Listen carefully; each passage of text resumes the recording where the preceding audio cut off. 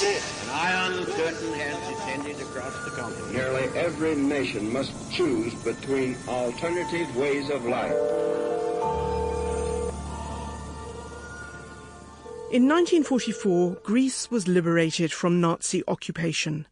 But the German retreat left a vacuum, and instead of peace, the devastated country descended into civil war. I drove through narrow streets in Athens this afternoon, where house after house had shattered windows and walls scarred from days of savage fighting. The first clashes erupted in December.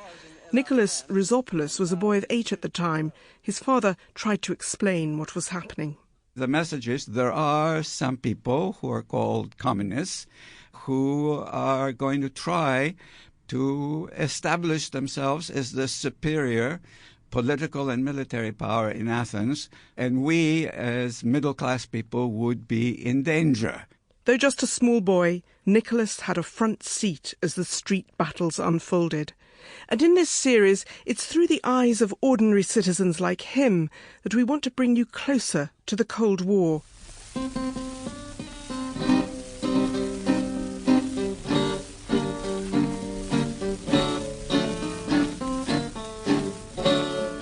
The Greek Civil War grew out of a left-right split in Greek society, but it also marked a shift from the Allies' war against Nazi fascism to a fight to stop a communist takeover, the prelude, in other words, to the long battle between East and West over the decades to come about who should control Europe.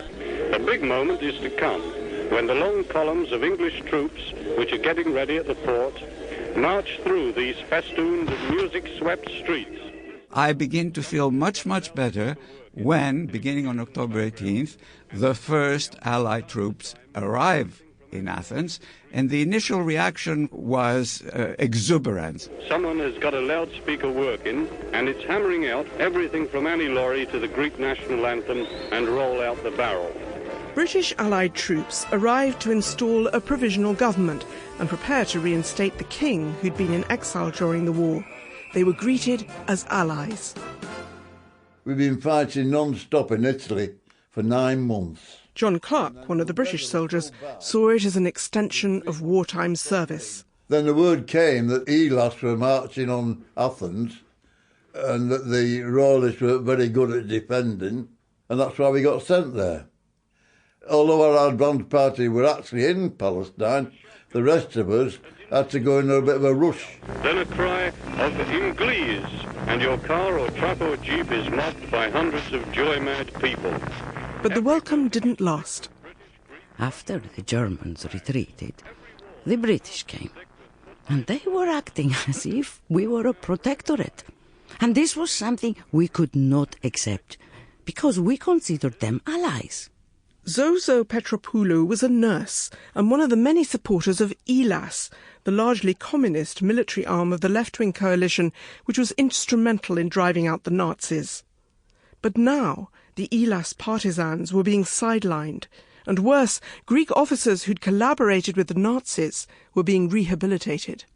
Since we were allies, why were the Brits fighting in Athens? The whole thing had to do with the fact that the left didn't want a king. This was the main thing, because Churchill wanted to force the monarchy on us. We didn't know who was who we were fighting. We'd see people, civilians, and all, hello, that kind of thing. And at night time, they'd attack us. On December the 3rd, 1944, the simmering tension exploded. When left-wing demonstrators marched on Constitution Square, Greek police, trying to control the crowd, opened fire. British troops were also present. The battle for Athens had begun. We're broadcasting the Battle of Athens from a tiny bare room overlooking a large square in the heart of this suffering city. As we're British, the guerrillas regard us as enemies, so I'm not going to give the exact location or complete details. That might lead to some attempt at interference. This building is right inside the fighting area. Occasionally, bullets hit the walls. Both aerial masts have been hit, and the aerial is down. Amazingly, the father of H. Sample complete. Ready to continue?